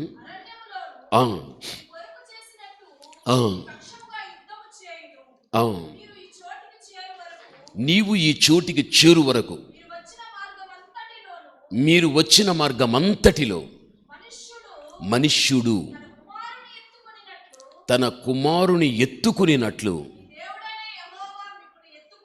చూడండి, ఒక తండ్రి తన బిడ్డను ఎత్తుకుని ఎలా మోయడం జరుగుతుందో, 40 ఏండ్లు అరణ్య ప్రయాణాన్ని చేసేటప్పుడు మిమ్ములను నా భుజముల మీద నేను పెట్టుకుని మిమ్మల్ని ఎత్తుకుని నేను మోసుకుంటూ రాగలిగితే నేను, యెహోవా దేవుడు చెప్పేటువంటి మాట ఈ మాట.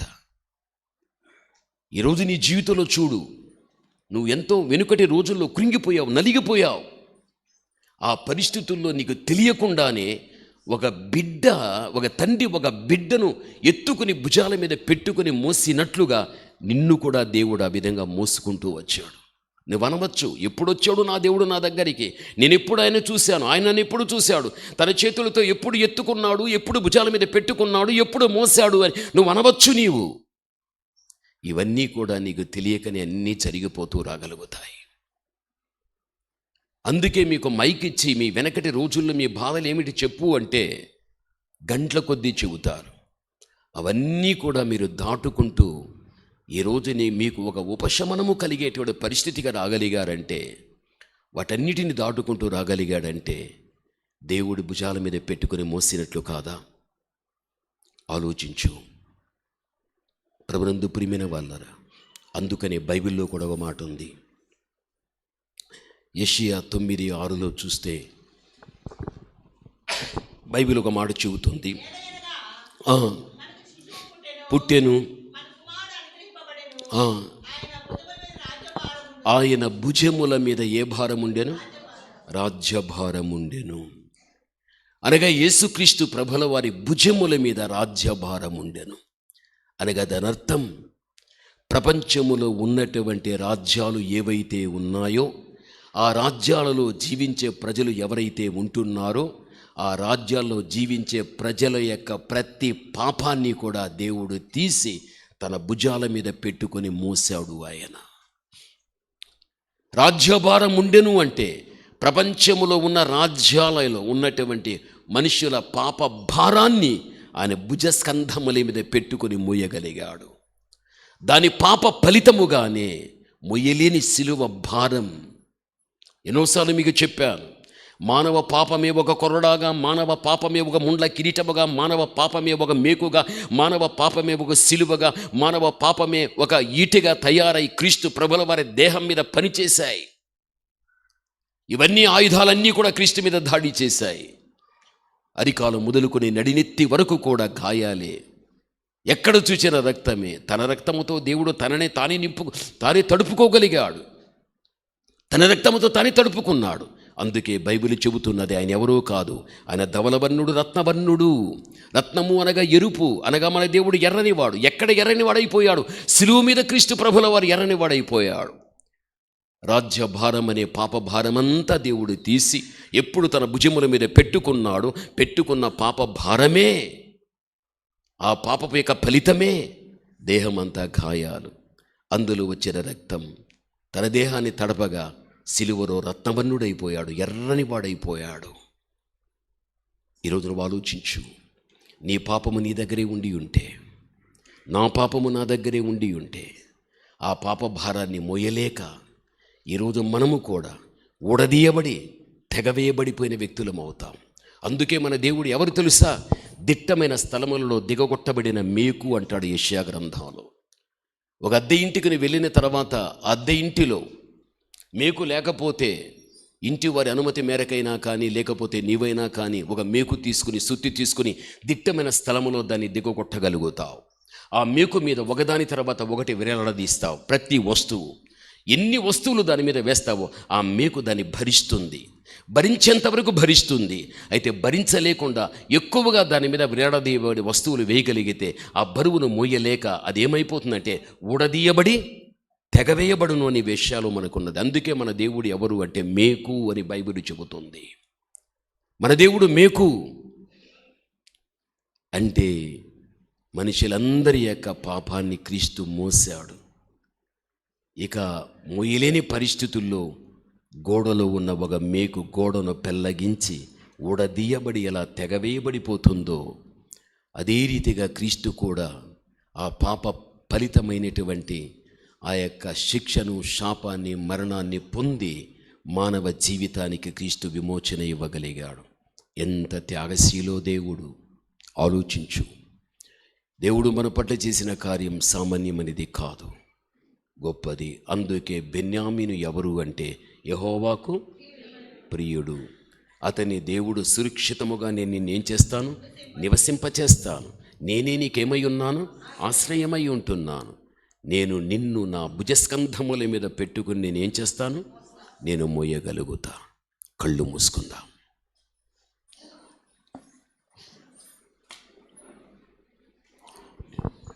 దేవుని యొక్క సన్నిధిలో దేవుని యొక్క కుమారుడుగా, దేవుని కుమార్తెగా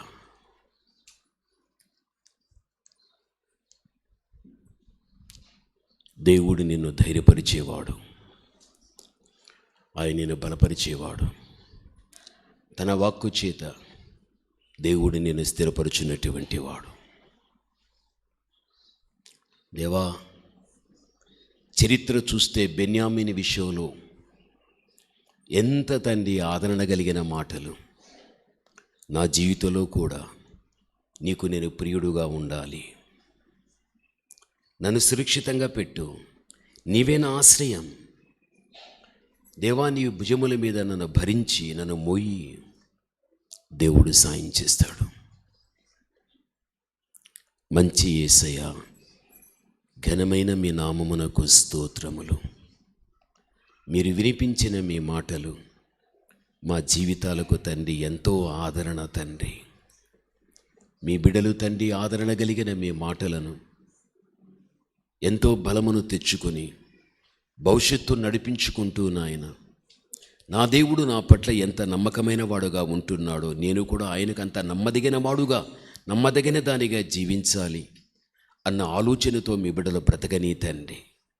ప్రతి ఒక్కరిని కూడా మీ కృపకు ప్రసన్నతకు పాత్రలు చేయండి. యేసు నామములో ప్రార్థిస్తున్నాము తండ్రి, ఆమేన్. కూర్చో. అందరం లేచి నిలబడి చివరి కానుకలు పాట పాడుకుందామండి. అవమానముందను నేను అప్పా నేనే బిడను, యేసయ్యా నీ బిడ్డను, ఎన్నడూ అవమానముందను నేను అనే పాటను స్క్రీన్ పైన లిరిక్స్ వస్తుంది. అందరం కలిసి పాట పాడుతుండగా కానుకల్ని సమర్పించుకుందాం. బయట ఉన్న వారు కూడా అందరం లేచి నిలబడి ఈ పాట పాడుతుండగా కానుకల్ని సమర్పించుకుందాం. హల్లెలూయా, హల్లెలూయా. అవమానముందను నేను అప్పా నీ బిడ్డను, యేసయ్యా నీ బిడ్డను, ఎన్నడూ అవమానముందను నేను, అవమానముందను నేను, అప్పా నీ బిడ్డను, యేసయ్యా నీ బిడ్డను, ఎన్నడూ అవమానముందను నేను, అవమానముందను నేను, అప్పా నీ బిడ్డను, యేసయ్యా నీ బిడ్డను, ఎన్నడూ అవమానముందను నేను, అవమానముందను నేను. అందరం కలిసి పాడతామండి. అప్పా నీ బిడ్డను, యేసయ్యా నీ బిడ్డను, ఎన్నడూ అవమానముందను నేను. ఉత్తముడు మంచివాడు నా దేవుడు, ప్రతిరోజు రుచి చూచి ఆనందింతును. ఉత్తముడు మంచివాడు నా దేవుడు, ప్రతిరోజు రుచి చూచి ఆనందింతును. యథార్థముగా ఆరాధించేదను, యథార్థముగా ఆరాధించేదను. ఏ మేలు నాకు కొదువే చేయడు, ఏ మేలు నాకు కొదువే చెయ్యడు. అవమానముందను నేను, అప్పా నీ బిడ్డను, యేసయ్యా నీ బిడ్డను, ఎన్నడూ అవమానముందను నేను, అవమానముందను నేను. అందరం కలిసి పాడతామండి. అప్పా నీ బిడ్డను, యేసయ్యా నీ బిడ్డను, ఎన్నడూ అవమానముందను నేను. కన్నులు నీతిమంతు చూచుచున్నవి, నీ చెవులు మా మొరలను పిలుచున్నవి. కన్నులు నీతిమంతుని చూచుచున్నవి, నీ చెవులు మా మొరలను వినుచున్నవి. శ్రమలన్నిటి నుండి విడిపించును, శ్రమలన్నిటి నుండి విడిపించును. అంతము వరకు నడిపించును, అంతము వరకు నడిపించును. అవమానమందను నేను అబ్బాని నీ బిడ్డను, యేసయ్యాని నీ బిడ్డను. ఎన్నడూ అవమానమందను నేను, అవమానమందను నేను. అందరం కలిసి పాడతామండి. అప్పా నేను నీ బిడ్డలయ్యా, నేను నీ బిడ్డనే యేసయ్యా, యేసయ్యా చెప్తామండి. నీ బిడ్డనయ్యా నేను. ఎన్నడూ అవమానమందను నేను, ఉత్తముడు మంచివాడు నా దేవుడు, ప్రతిరోజు రుచి చూచి ఆనందింతును. పడదామండి. ఉత్తముడు అవును యేసయ్యా, మంచి దేవుడయ్యా, రుచి చూచి ఆనందింతును. యథార్థముగా ఆరాధించేదను. పాడతామండి. యథార్థముగా ఆరాధించేదను. ఏ మేలు నాకు కొదువే చేయవు. చెప్తామని అందరం. ఏ మేలు నాకు కొదువే చేయ. మరొకసారి. ఏ మేలు నాకు కొదువే చేయవు, ఏ మేలు నాకు కొదువే చేయవు. అవమానమందను నేను అబ్బాని నీ బిడ్డను, యేసయ్యా చెప్తామండి. నేను నీ బిడ్డను యేసయ్యా. ఎన్నడూ అవమానమందను నేను, అవమానమందను నేను అబ్బాని నీ బిడ్డను, యేసయ్యాని నీ బిడ్డను.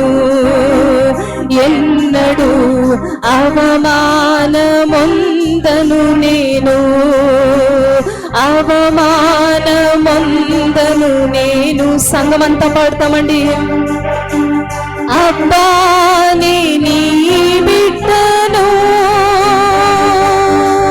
యేసయ్యాని నీ బిడ్డను. ఎన్నడూ అవమానమందను నేను. కూర్చుందామండి. కొన్ని ప్రకటనలు ఉన్నాయి, ప్రకటనలు విందామండి. వచ్చే ఆదివారం ఫస్ట్ సండే కనుక, జూన్ 1 కనుక కమ్యూనియన్ సర్వీస్ ఉంటుంది, ప్రభు బల్ల ఆరాధన ఉంటుంది. దయచేసి విషయాన్ని గమనించి ఉపవాసంతో అవకాశం ఉన్న వారందరూ కూడా ఉపవాసంతో రావటానికి, సమయానికి 10 గంటలకంతా రావటానికి దయచేసి ప్రయత్నించండి. వచ్చే సండే ఫస్ట్ సండే కనుక యవనస్తులు కూడిక యూత్ మీటింగ్ ఉంటుంది కనుక దయచేసి యవన బిడ్డలందరినీ కూడా, మీ ఇంట్లో ఉన్న యవన పిల్లలందరినీ కూడా దయచేసి యవనస్తులు కూడిక ఉదయకాలం 9 గంటల నుండి 10 గంటల వరకు 1 అవర్ మనకు పైన ప్రేయర్ టవర్లో జరుగుతుంది. దయచేసి యవన బిడ్డలందరూ ఈ విషయాన్ని గమనించి దయచేసి జరగనున్న యూత్ మీటింగ్ కూడా వచ్చి కలుసుకోవటానికి ప్రయత్నించండి. ఎవ్రీ మంత్ ఫస్ట్ సండే మొదటి ఆదివారాల్లో బాప్తీస కార్యక్రమాలు ఉంటాయి. ఎవరైనా మీలో బాప్తీసం తీసుకోవాలని ఆలోచన కలిగి ఉన్నట్లయితే దయచేసి మీరు ముందుగానే తెలియజేసినట్లయితే మీరు వచ్చి బాప్తీసం తీసుకోవచ్చు. ప్రతిరోజు కూడా ఉదయకాలం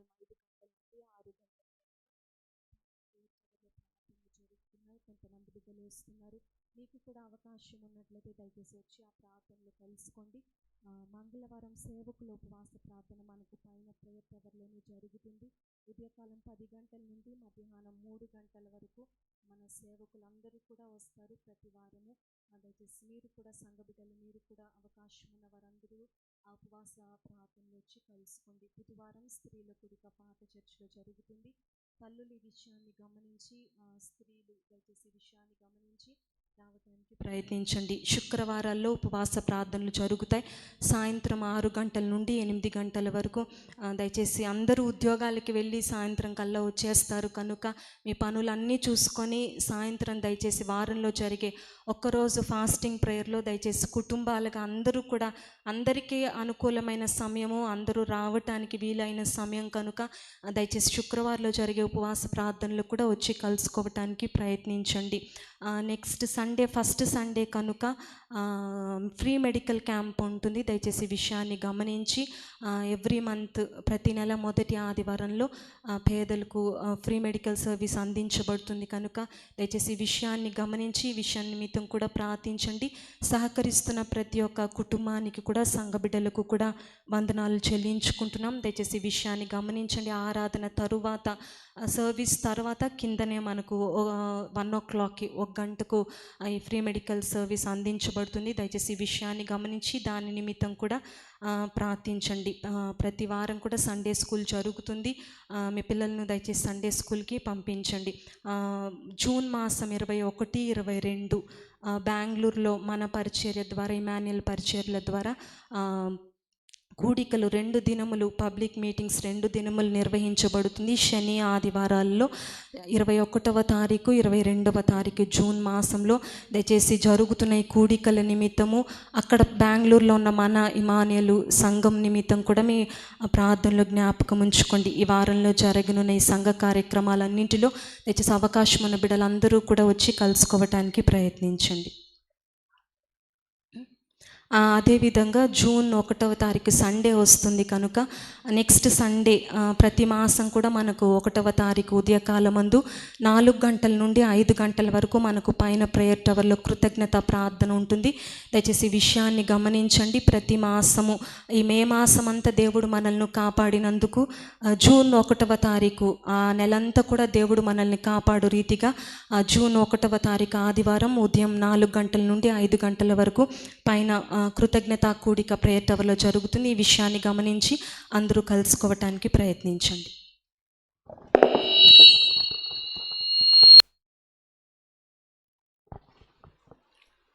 హల్లెలూయా. ఈ సమయంలో ప్రకటించిన రీతిగా బెంగళూరులో మనకు మినిస్ట్రీ ఉంది. మన మినిస్ట్రీ తరపున బెంగళూరులో చాలా మీటింగులు జరిగాయి. అక్కడ సంఘ క్షేమాభివృద్ధి నిమిత్తంగా మళ్ళీ జూన్ 21, 22 మీటింగులు అక్కడ పెట్టడం జరుగుతూ ఉంది. వచ్చే ఆదివారపు దినాన మీకు పేపర్లు ఇవ్వడం జరుగుతుంది. అవన్నీ కూడా మీరు తీసుకొని ప్రతిరోజు మీరు చేసేటువంటి ప్రార్థనలు, ఆ కూడికల విషయంగా మీరు మరవకుండా మీరు చేయండి. తర్వాత సోమవారం, మంగళవారం ఒరిస్సా సమీప ప్రాంతాల్లో సభలు ఉంటున్నాయి 2 రోజులు.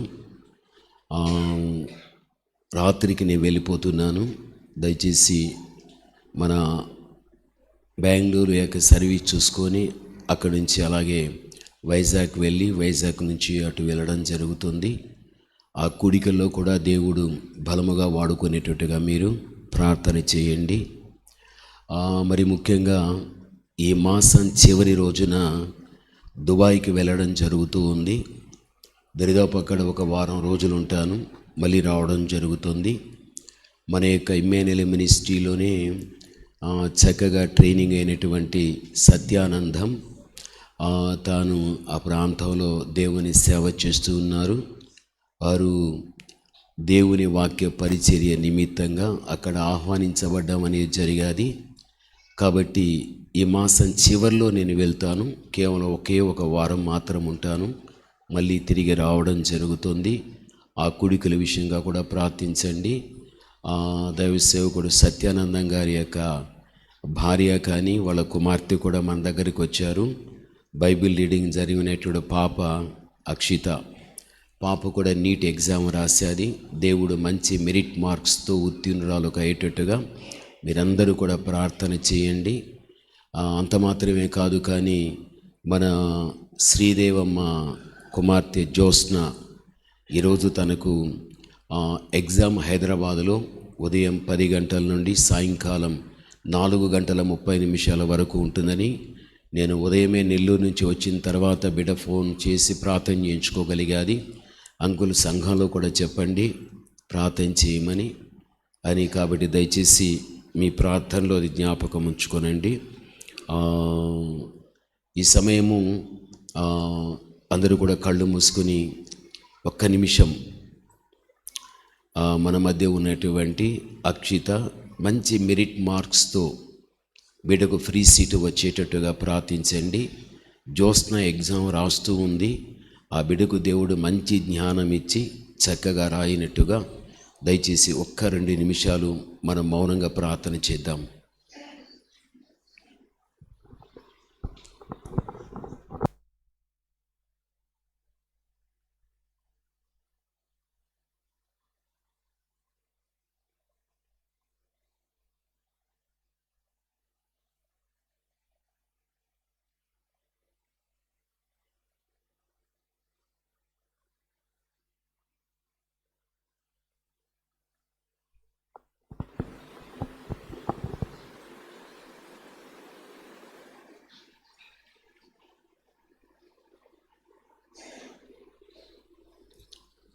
మహోన్నతుడైన మా తండ్రి, ప్రేమ స్వరూపి, సంఘము ఏకమై ఏక మనస్సుతో నా తండ్రి అక్షిత విషయం, జ్యోత్స్న విషయం ప్రార్థించగలిగారు. వారి పట్ల తండ్రి సంఘ ప్రార్థన విన్న మీరు అద్భుతమైన కార్యాన్ని మీరు చేసి మీరు మహిమ తెచ్చుకునేంత గొప్ప ఆశ్చర్యకరమైన కార్యం మీ బిడ్డల జీవితంలో మీరు జరిగింప చేయమని మీ దాసునిగా తండ్రి ప్రార్థన చేస్తున్నాను. భవిష్యత్తులో తండ్రి మీ బిడ్డలు తీసుకున్న ప్రయాసకు తగిన ప్రతిఫలమును తండ్రి మీరు చూపించి వారిని ఒక తలగా మీరు పెట్టి తండ్రి వృద్ధి చేయమని ప్రార్థన చేస్తూ ఉంటున్నాను. దేవా తండ్రి, ఈ సమయము తండ్రి మీ సన్నిధిలో మీ సేవకునిగా చేయుచున్న ప్రార్థన మీరు ఆలకించిన దేవుడు. ముఖ్యముగా నా తండ్రి ఈ మాసములో తండ్రి జరుగుచున్నటువంటి తండ్రి కూడికలలో మీరు ఉండండి. మీ సంపూర్ణ ఆత్మ అభిషేకముతో మీరు అభిషేకించి నా తండ్రి వాడుకొనండి. జూన్లో జరిగే కూడికలలో తండ్రి మీరే తండ్రి ఉండండి. అనేకుల్ని పిలవండి. సంపూర్ణ సత్యాన్ని వారికి ప్రకటించండి. వచ్చిన ప్రతి బిడ్డను మీ చేతికి అర్పిస్తున్నాను. కృపలో మీరు జ్ఞాపకం ఉంచుకొనండి. ఒక్కొక్కరిని వ్యక్తిగతంగా కుటుంబ పరంగా దేవా మీరు జ్ఞాపకం ఉంచుకొని బిడ్డలకు మంచి ఆరోగ్యము, కావలసిన క్షేమస్థితిని మీరు ఇవ్వండి నాయన. ప్రతి బిడ్డ కూడా మీకు ప్రియుడుగా ప్రియురాలుగా ఉండని తండ్రి. మీ బిడ్డలను మీరు సురక్షితంగా పెట్టండి. మీ బిడ్డలకు మీరు ఆశ్రయంగా ఉండండి. మీ బిడ్డలను ఒక్కొక్కరిని కూడా మీ భుజస్కంధముల మీద పెట్టుకొని దేవా మీ బిడ్డలను మీరు భరిస్తూ మీరు మోయమని నా తండ్రి ప్రార్థిస్తున్నా. ఈ విలువైన శ్రేష్టమైన ఈ మాటలు బిడ్డలందరి జీవితంలో కూడా పరిపూర్ణమైన నెరవేర్పులోనికి మీరు తీసుకుని రమ్మని, బిడ్డల ప్రేమతో ఇచ్చిన కానుక మీ బిడ్డలకు దీవెనకరంగా మీరు చేయమని యేసు నామములో ప్రార్థన చేస్తున్నాము తండ్రి. ఆమేన్. నా ప్రాణమా యెహోవాను సన్నిధించుము, నా అంతరంగమును సమస్తము ఆయన పరిశుద్ధ నామమును సన్నిధించుము. నా ప్రాణమా యెహోవాను సన్నిధించుము, ఆయన చేసిన ఉపకారములలో దేనిని మరవకము. ఆమేన్. మన తండ్రి అయిన దేవుని ప్రేమ, కుమారుడైన యేసుక్రీస్తు యొక్క కృప, పరిశుద్ధాత్మ దేవుని అన్యోన్య సహవాసం చీరియున్న మనందరితో సదాకాలము తోడయుండునుగాక. ఆమేన్. ప్రభునామములో అందరికీ వందనాలు. మీకు కింద భోజనం ఉంటుంది, భోంచేసి వెళ్ళండి. రెండోది గమనించాలి, మనము భోజనం చేసిన తర్వాత భోజనం చేసిన బిడ్డలు ఏదైనా నేను చేయాల్సిన పని ఉందా అని దయచేసి కొంచెం ఆగి ఆ పనులు మీరు చేయండి. పాత్రల కడగడమైనా, లేక తిన్నటువంటి ప్లేట్లైనా కడగడమైనా, లేకపోతే ఆవరణమంతా శుభ్రం చేయడమైనా ఇవి చేయటానికి మీరు ప్రయత్నించండి. మీరు ఆ పని చేస్తే మీకు ఆశీర్వాదం.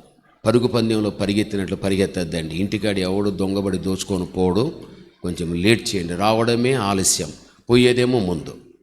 గుడికి వచ్చేదేమో ఆలస్యము, పోయేదేమో చాలా పరిగెత్త వెళ్ళిపోతారు. అలాంటి దొంగట్లు ఆడకూడదు. మనం దేవుని దగ్గరికి వచ్చినప్పుడు క్రమం ఉండాలి. మనం ఆరాధన స్టార్ట్ చేసామా టయానికాడు ఉండాలి, ముగించామా ఆలస్యంగా మనం వెళ్ళాలి. ఏమున్నాయి పనులని సంఘ బాధ్యతలు మీరు తీసుకున్నప్పుడే మీరు, మీ కుటుంబం, పిల్లలు దీవించబడతారు. అందరికీ వందనాలు. నేను మళ్ళీ బెంగళూరుకి వెళ్ళాలి. అందరికీ ఒకేసారి ప్రార్థన చేస్తాను. దయచేసి ముందుకు వచ్చేయండి.